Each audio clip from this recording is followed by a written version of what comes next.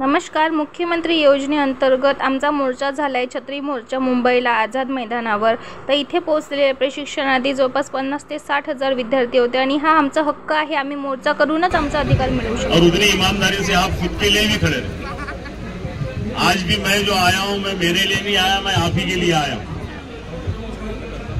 और आप यहाँ खड़े रह के सुबह से शाम तक ये आशा में है कि आपकी डिमांड पूरी होंगी. ये उम्मीद से आप अपने घरों से निकल कर आए हैं कि हमारी बात सुने जाएंगी. बेशक आपकी बात सुने जाएंगी. अगर ये नहीं सुनेंगे तो इनके कान में हमारे बोलने की जवाबदारी हमारी कि इनके कान में जाके हम बोलें.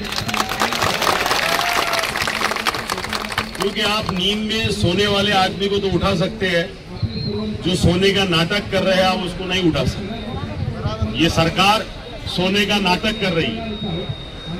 इन लोगों ने आपसे वादे किए थे चुनाव के पहले कि 6 महीने का प्रशिक्षण देंगे, फिर वहीं आपको 25 नौकरियां देंगे. क्या हुआ ये आपको अच्छी तरह मालूम है. महाराष्ट्र छत्रपति शिवाजी महाराज का महाराष्ट्र है. छत्रपति शिवाजी ने जहां पर मंदिरों का निर्माण कहा, वो पहला एक ऐसा राजा है पूरे हिंदुस्तान में जिसने मस्जिद का भी निर्माण किया. छत्रपति शिवाजी महाराज हम छत्रपति शिवाजी महाराज को मानने वाले लोग हैं. तो हम लोग भेदभाव कैसे कर सकते हैं. आपने अपने जात के नाम पे वोट नहीं दिया, लेकिन आपने नौकरी के नाम पे वोट दिया. जात पात तो हुआ, साथ से नौकरी भी गई, मजदूरी भी खत्म हो गई. लेकिन इनको अपनी जगह दिखाने का समय आ गया. आप लोगों ने यहां से खाली हाथ नहीं जाएंगे, इस बात की गारंटी मैं देता हूं. यहां से जाने के बाद में हम हाउस चैन से नहीं बैठने देंगे. हाउस में हर आमदार एक एक बार ये सवाल करेगा तुमने जिनसे वादा किया था उनका क्या हुआ, उन बच्चों का क्या गुनाह था, उनसे तुमने जो धोखा हुआ उनका बदला कैसा दिया जाएगा, हम आपको बताएंगे इंशाल्लाह. और मुझे फख्र है मेरे भाई के ऊपर कि ये सब कुछ छोड़कर आपके साथ में खड़े हुए. ये बहुत बड़ी बात है. मेरे साथ में मेरा साथी सैयद, बेचारा एक गरीब लड़का, गरीब घर से खुद की टिकट निकाल के लिए आपके आंदोलन में हमेशा आता. नमस्कार. माझं नाव अश्विनी जीवन वानखेडे आहे. मी एक युवा कार्यप्रशिक्षण योजनेमध्ये रुजू झालेली प्रशिक्षणार्थी आहे. 14 तारखेला म्हणजे कालच्या दिवसाला 14 जुलैला मुंबईला आमचा छत्री मोर्चा झालेला आहे. चांगला भव्य आणि शांत प्रकारे मोर्चा झालेला आहे. खूप सारे विद्यार्थी म्हणजे जवळपास 50 ते 60 हजार पर्यंत विद्यार्थी तिथे पोहोचले होते. आणि मी सुद्धा नाही जाऊ शकले. काही पर्सनल काम असतात, म्हणजे कारण असतात कुणाचे, तर त्यामुळे जे नाही जाऊ शकले तर आम्ही एक स्ट्राईक म्हणून आम्ही जॉबवर सुद्धा नाही गेलेला आहो.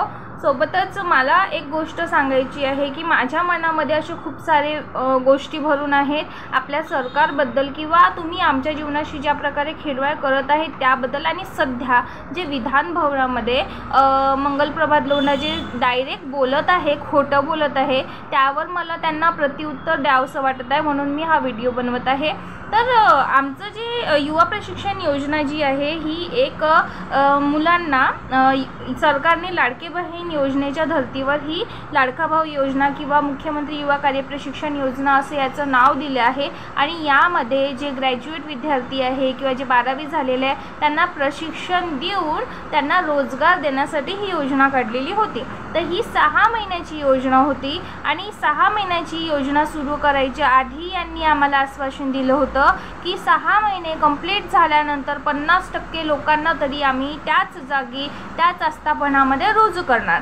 ते झालं. 6 महिने आमचे कंप्लीट झाल्यानंतर या लोकांनी अक्षरशः टाळलं की आम्ही असं बोललेलं नाही आहे. जे की तुम्ही यूट्यूबवर सर्च करून घ्या. यूट्यूबवर सर्व गोष्टी अवेलेबल असतात. तुम्ही सर्च करून घ्या, तुम्हाला मंगलप्रभात लोंढाचं वाक्य मिळून जाईल, ते बोलताना भेटून जाईल. तुम्हाला आपले जे माननीय मुख्यमंत्री साहेब आहेत, आपले मामा देवेंद्रजी फडणवीस, ते भेटून जाईल. सोबत आपले जे उपमुख्यमंत्री आहे एकनाथजी शिंदे, ते भेटून जाईल की यांनी आम्हाला हे बोलले होते, हे आश्वासन दिलं होतं जेव्हा इलेक्शन्स व्हायचे होते तेव्हा ही योजना काढली तेव्हा यांनी असं बोलले होते की आम्ही तुम्हाला प्रशिक्षण दिल्यानंतर त्याच आस्थापनामध्ये आम्ही रोजगार देऊ. तर या आशेवर आम्ही या योजनेमध्ये जॉईन झालो. त्यानंतर 6 महिने झाल्यानंतर आम्हाला एकदम लास्ट पॉईंटवर ह्या गोष्टी जाणवायला लागल्या की हे लोक आम्हाला फक्त यूज केलं आहे, या लोकांनी फक्त काहीतरी केलं म्हणून हे सांगायसाठी यांनी एक म्हणजे ही दिली होती की चॉकलेट दिली होती आम्हाला की आम्ही तुम्हाला घेणार, कुठे ना कुठे आम्ही तुम्हाला रोजगार देणार. पण हे सर्व यांचं खोटेपणा होतं. आणि जसे यांची इलेक्शन संपले, यांची सरकार जिंकून आली, हे मुख्यमंत्री बनले, उपमुख्यमंत्री बनले, यांचं सर्व व्यवस्थित झालं. जे आपले मामा बोलत होते की मी पुन्हा येणार, मी पुन्हा येणार, मी पुन्हा येणार, तर पुन्हा तुम्ही आले. पण तुमचं आता म्हणणं असं आहे की आम्ही तुम्हाला पुन्हा रोजगार देऊ शकणार नाही. आमची मागणी आहे की ही योजना जर प्रशिक्षणार्थीची होती, प्रशिक्षणाची होती, तर आता 6 महिने योजनेच्या नंतर 5 महिने कार्यकाळ आम्ही जबरदस्ती म्हणू शकता किंवा आमचा हक्क बनू शकता. आम्ही आझाद मैदानावर जाऊन तिथे मोर्चा काढला, तेव्हा जाऊन आमचे जे तुकाराम बाबा आहे, ज्यांची त्यांचा हात आमच्या पाठीवर जो आहे आईसारखा, की ते आम्हाला एनी टाईम मदत करत आहे, आमच्या प्रशिक्षणार्थीसाठी निस्वार्थपणे लढत आहे. तर अजून आहे 2-3 जण मंत्री महोदय जे आमच्या पाठोपाठ आमच्यासाठी मदत करणं चालू आहे त्यांची. तर त्यांच्या सहाय्याने आमचा कार्यकाळ पुन्हा 5 महिने वाढवण्यात आला. कारण की 6 महिन्याच्या एक्सपिरियन्स सर्टिफिकेटवर कुठेच जॉब मिळत नाही. आम्हाला यांनी 6 महिन्याचं एक्सपिरियन्स सर्टिफिकेट दिलंही असतं तरीही ते कुठे व्हॅलिड नव्हतं. म्हणून 11 महिन्याचं जे आता आम्हाला सर्टिफिकेट मिळेल हे कुठे ना कुठे व्हॅलिड असणार.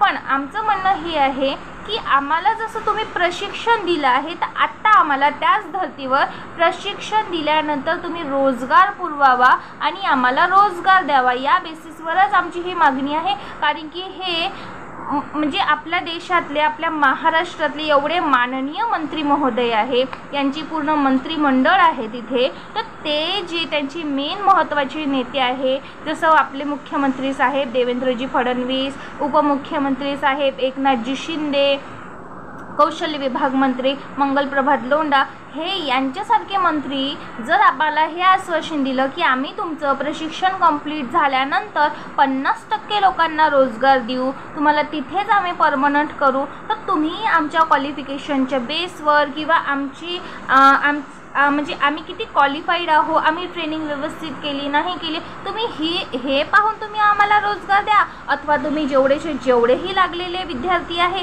त्या सर्वांना रोजगार द्या. हे आता तुमचं लुकआउट आहे. पण आमचा हा आता हक्क आहे, आमची ही मागणी आहे की तुम्ही आम्हाला रोजगार द्यायला पाहिजे. आपल्या देशामध्ये म्हणजे आपल्या महाराष्ट्रामध्ये मी सांगते, जवळपास एक तिथे मंत्री आहे ज्यांनी विधान भवनामध्ये सध्या सांगितले आहे हा टॉपिक की 71.7 लाख विद्यार्थ्यांनी कौशल्य विभागामध्ये नोंदणी केली होती. म्हणजे किती टक्क्या प्रमाणामध्ये बेरोजगारी आहे देशामध्ये, आपल्या महाराष्ट्रामध्ये.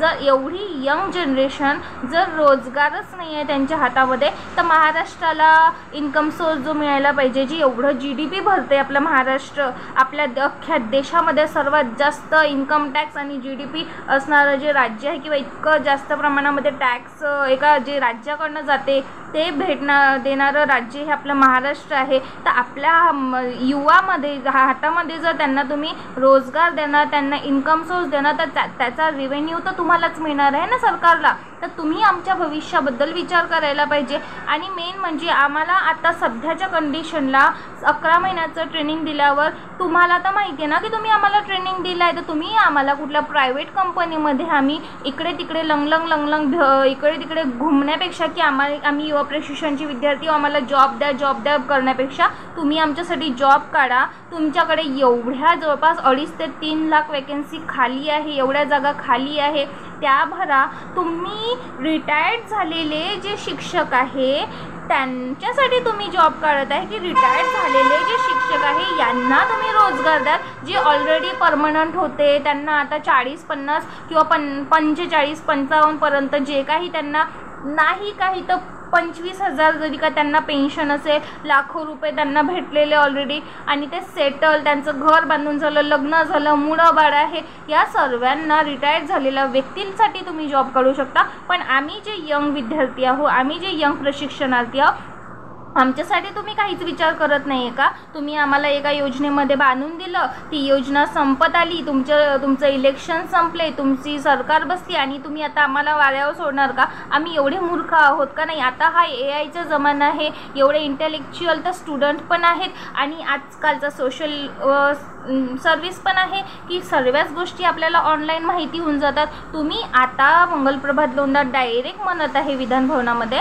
की आम्ही असंच कुठल्याच मंत्र्यांनी आश्वासन दिलेलंच नाही आहे. तर माझे ऑलरेडी आधीचे व्हिडिओ पण पाहून घ्या तुम्ही, ज्याच्यामध्ये मंगलप्रभात लोंढाचा पण व्हिडिओ टाकलेला आहे की त्यांनी आम्हाला बोलले होते की आम्ही 50% लोकांना रोजगार देऊ. त्याच्यानंतर महाराष्ट्राचे उपमुख्यमंत्री जे तेव्हा मुख्यमंत्री होते त्यांनी सुद्धा बोललेले होते की लाडकी बहिणीचा आता विचार केला, आता लाडक्या भावांचा विचार करूया आणि त्यांना तिथेच रोजगार देऊ. 6 महिने प्रशिक्षण संपलं की त्यांना आम्ही तिथेच परमनंट करू. या आश्वासनावरच आम्ही तुम्हाला वोट दिलं होतं आणि आता आमच्या वोट दिलेल्याचा आम्हाला फायदा तुम्ही करून द्या. आम्ही प्रशिक्षण घेतलं आहे तर आम्हाला रोजगार द्या, हीच आमची एक मागणी आहे. आम्ही सर्व सुशिक्षित मुलं आहोत जे सध्या बेरोजगार आहोत. फक्त प्रशिक्षण घेऊन आम्ही पुन्हा बेरोजगार होण्याच्या माइंडस्टेटमध्येच नाही आहोत. आणि तुम्हाला पण आमच्याशी गडजोड बसणाऱ्याचा 1,35,000 विद्यार्थी आहे. आमच्या एवढ्या विद्यार्थ्यांचा वोट आम्ही तुम्हाला दिलेला आहे, तेव्हा जाऊन तुमची सरकार बसण्यामध्ये मदत झाली. एवढ्या विद्यार्थ्यांनी जर तुमच्या आश्वासनावर विश्वास नसता केला, वोट नसतं दिलं, तर तुमची सरकार येणं शक्यच नव्हतं. ठीक आहे, तर म्हणून ही गोष्ट लक्षात घेऊन आमच्या विद्यार्थ्यांचा विचार करा. आम्हाला आता 5 महिने, 4 महिने, 2 महिने, 6 महिने वाढवून पाहिजे नाही. आम्हाला आता प्रॉपर एक रोजगार पाहिजे. जवळपास कॉन्ट्रॅक्ट बेसिसवर ज्या जागा खाली आहे, तुम्ही आमची एक्झाम घ्या की आम्ही जे ट्रेनिंग घेतलं त्या ट्रेनिंग आम्ही प्रॉपर केलं की नाही केलं, की आम्हाला त्याचं नॉलेज आलं की नाही आलं. आणि ॲक्च्युलीमध्ये जे क्वालिफाईड आहे त्या विद्यार्थ्यांना तरी घ्या. जे क्वालिफाईड नाही आहे त्यांना तुम्ही काढा, पण जे क्वालिफाईड आहे ॲटलिस्ट त्यांना घ्या. आणि मला तरी वाटते की आत्ता या योजनेमध्ये जेवढे माझी भाऊ बहीण लागले असेल, ते 12वी पास असेल, ते ग्रॅज्युएशन असेल, ते डिप्लोमा बेसिस असेल, तेव्हा ते कोणत्याही पोस्टवर लागले असेल, ते त्या सर्वांचं प्रशिक्षण एवढं, कारण की एवढे पेंडिंग कामं करून गेलेत ना की तुमचे परमनंट व्यक्तींपेक्षा सुद्धा कामं आम्ही जास्त करून घेतलेले आहे. तर त्याच्यामुळे तुम्ही आमच्याकडनं जी अपेक्षा करता, तर आमची पण अपेक्षा तुम्ही पूर्ण करायला पाहिजे. आम्ही प्रत्येक गोष्ट शांतपणे निभवत आहोत, शांतपणे करत आहोत. तर आमची इच्छा आहे की तुम्ही पण शांतपणे विचार करून आमचा विचार करायला पाहिजे, ना की तुम्ही एवढे माननीय मंत्री आहात, तुम्ही असे खोटी वाक्य जे तुमची ऑलरेडी रेकॉर्डेड आहे. आधीचा जमाना होता की तुम्ही बोलले आणि ते कोणाला माहिती नाही. आता एक शब्द तुम्ही डोळे जरी काही इकडे फिरवले ना तरीही ते रेकॉर्ड झालेले असतात. तर तुम्ही तर तोंडातून बोललेले शब्द रेकॉर्ड झालेले आहे, तुम्ही त्याला तर खोटं बोलू शकत नाही. तर तुम्ही बोललेले शब्द तुम्ही मान्य करा आणि आमचा रोजगार आम्हाला द्या. हा आमचा हक्क आहे, कारण की आम्ही जर ट्रेनिंग करत आहोत तर ट्रेनिंग बेसिसवर तुम्ही आमच्यासाठी रोजगार काढा. जर तुमच्याकडे तुम्हाला ही योजना समोर चालवायची नसेल तर तुम्ही आमच्यासाठी रोजगार काढा, निर्माण करा. आणि एवढी ताकद आपल्या महाराष्ट्रामध्ये आहे की ते विद्यार्थ्यांसाठी रोजगार काढू शकतात. आमच्यासाठी स्पेशली काही ना काही तुम्हाला करणं आवश्यक आहे. आम्हाला जवळपास कॉन्ट्रॅक्ट बेसिसवर तुम्ही घ्या, 20,000 ते 25,000 पेमेंट पाहिजे. आम्हाला अजून काही आरक्षण जर तुम्ही देऊ शकत असेल तर आरक्षणचं देऊ शकता, किंवा तुमचं जे पॉसिबल होईल ते तुम्ही करा. आम्ही तुम्हाला सांगण्यापेक्षा तुमच्याकडे खूप इंटेलेक्च्युअल व्यक्ती आहेत अवेलेबल्स, जे ह्या सर्व गोष्टी मॅनेज करू शकतात. तुम्ही तुमचं जे राजकारण आहे ते आमच्या विद्यार्थ्यांसोबत करू नका. तुम्ही आधी ऑलरेडी करून चुकलेले आहे. आम्ही पूर्ण 1 वर्ष आमच्या जिंदगीचा, आमच्या लाईफचा तुम्हाला दिलेला आहे प्रशिक्षण करण्यामध्ये. त्या प्रशिक्षणाच्या बेसिसवर आम्हाला रोजगार द्या, हीच आमची मागणी आहे. आम्हाला आता 5-6 महिने, 4 महिने वाढवून द्यायची गरज नाही. आम्हाला प्रॉपर वेनी तुम्ही रोजगार द्या, हीच माझी मागणी आहे.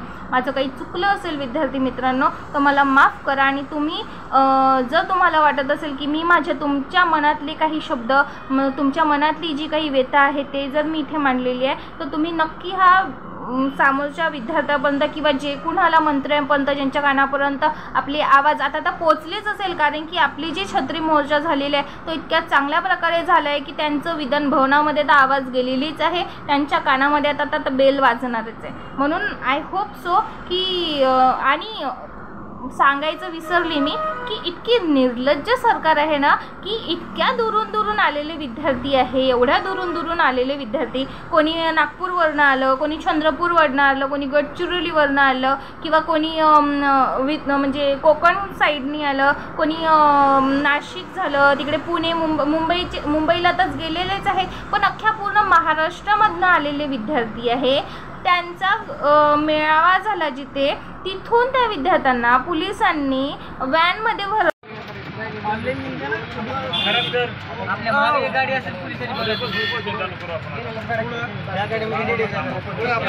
सहा व्हॅन आल्या, त्यांना पोलिसांनी व्हॅनमध्ये भरवलं. कोणाला सीए रोडला नेऊन सोडलं, कोणाला कुठल्या भरत्या रेल्वे स्टेशनवर नेऊन सोडलं, कोणाला कुठे नेऊन सोडलं.